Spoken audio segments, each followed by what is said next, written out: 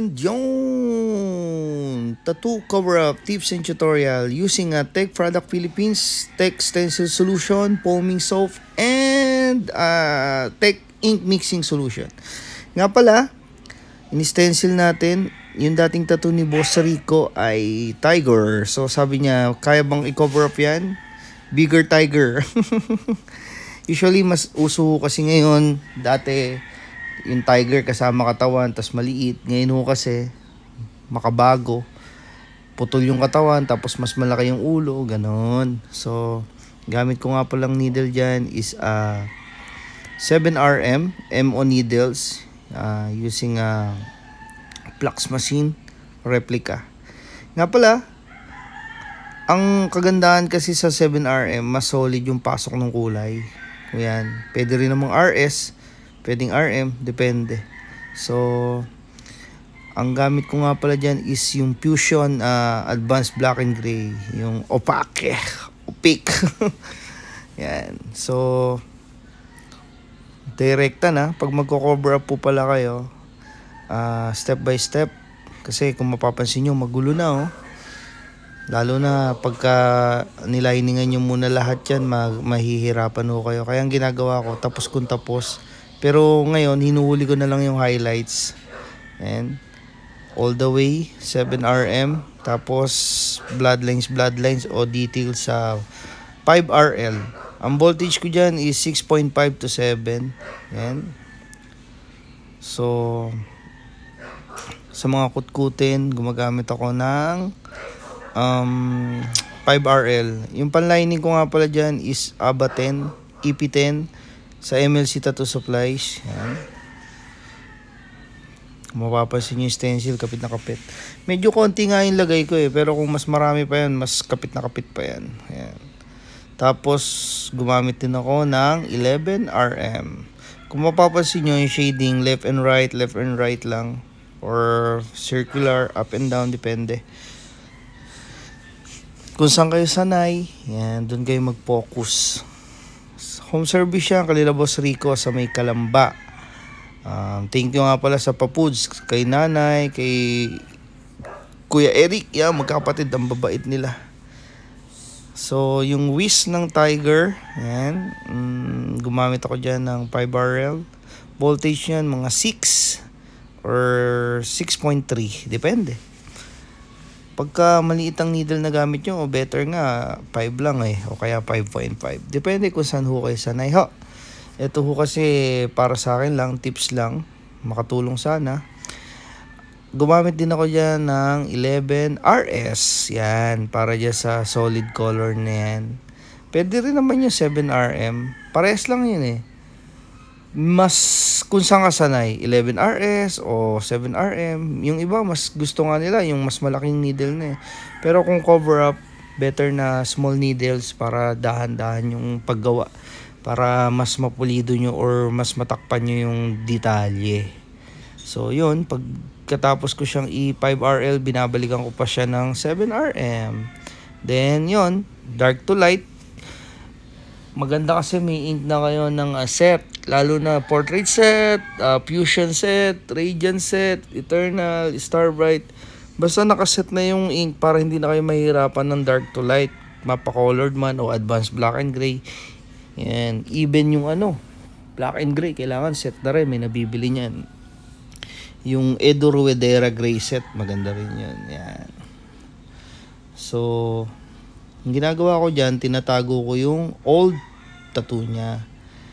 Kasi ang maganda sa cover up, bago mo siya putian, natakpan mo na siya. Kumbaga, parang final outcome na lang yung puti Yan, dinidetalye ko ng 5RL. Kumbaga, parang hinahatching-hatching ko siya para magkaroon ng detailed or texture.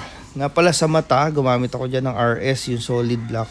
Tapos pinapalambot ko na lang siya ng shading na 7RM. Yan. Ang gamit ko nga palang black is Allegory Black. Yan. Dynamic Allegory pwede rin. Tapos pwede kayong gumamit ng ink mixing solution ng Tech Products. Yan. Tapos step by step lang. Kung gusto nyo hindi kayo mabura ng stencil, Tech Product Philippines ang gamitin nyo. So, yun. Same ulit sa mata. Yung pinaka gumamit ako ng 11RS, saka ko siya pinalambot ng 7RM. Pwede rin naman all the way 5RL kung saan kayo sanay. Tapos kung mapapansin nyo, small needles lang, 7RM lang hanggang 11RM. Yan. Tapos step by step, wag magbadali. Hanggat kayo nyo bagalan nyo. Medyo may pagkakunot na yung balat ni Boss Rico dyan eh. Boss Rico, I love you. May edad na. Tapos nga pala, yan, sabad ng lukot. Kasi sa cover up kasi kailangan magamitan mo siya ng kumbaga hindi halata. Kaya dinadahan-dahan ko siya. Ginamit ko yung old tattoo ni Bossing para magkaroon ng texture. Para pagka pinutian, malinis na malinis, di ba?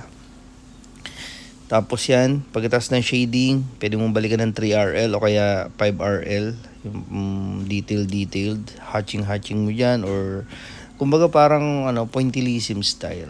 Ayan. Sabad ng gilid naman, gumamit na ako ng 25RM. Yan. Kasi gusto kong magkaroon ng white part. Gagamitin natin yung balat ni Bossing. Yun yung pinaka white part. Kasi pagka nag-solid color ka ng puti, minsan naninilaw din nahihirapan din mag-healed ng puting-puti. Kaya kung gagamit kayo ng spacing, yung balat ng client nyo, pwede siyang maging white, tapos sa kanya na lang siya highlightsan. Ito nga pala, pinanggamit ko nga pala dyan is 11RL naman. Pasok na pasok. Kung mapapansin nyo, medyo matigas yung pagka-wish niya, makapal. Yun kasi nasa detalye. And maganda rin siya for cover up. Kasi syempre, 'di ba? Pag cover up, kailangan hindi na halata yung old tattoo niya. Yan. Sa lahat ng gusto magpa-tattoo, PM lang ho kayo ha. Nasa Taiwan po ako ng 9 to 14. Yan, may bakante pa tayo ng 9 or depende pa. Sa 14 kung may vacant pa tayo. Kung pwede naman ho kayo, 7 or 8 para ma-adjust ko yung schedule ko po. And PM lang ako sa gusto magpa-tattoo po ha. At always on the go tayo. Mewa 24/7. Yan. So, pwede kang gumamit ng 7RM. Ngayon, gusto ko kasi medyo matigas yung pasok ng puti dyan. So, gumamit ako dyan ng 11RL talaga. Yan. Tapos, pwede ka rin gumamit ng 5RL, 3RL. Hindi ko alam bakit ang hirap papasukan ng 7RM na puti si Bossing eh. Pag nahihirapan kayong papasukan ng puti, pwede kayong gumamit ng RS. Try nyo yung voltage nyo 6.5 to 7. Yan. Nga pala, sa bandang baba, sabi ko, pinag-usapan namin ni Bossing kung ano pwedeng idagdag sa baba para maganda naman yung pagkapasok ng half sleeve. Huwag lang lalabas sa sa manggas. So, pinrihan ko na lang yan, parang bamboo leaf. Para kunwari, nasa porous. Syempre, inverted yung ginawa ko. Walang kulay yung loob ng lip kasi nga cover up siya. So sa cover up, ang natututunan ko lang kasi kakagawa ko ng cover up. More on dapat may malinis na part. So hindi ko sinayang yung ilalim para dark yung tiger, dark yung background, pero may nag-reflect na lip ng bamboo. Yan.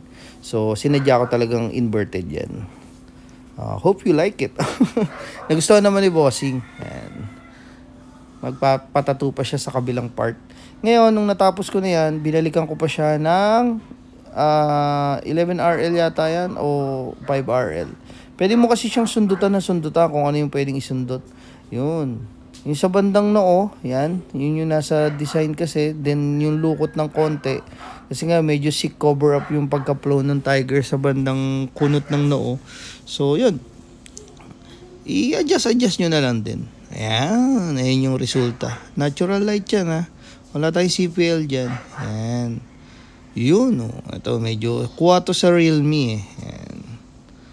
So hindi natin na-edit. Pero natural light po yan. Salamat po. Hope you like it. Ito yung Tech Product Philippines. Thank you, Lord.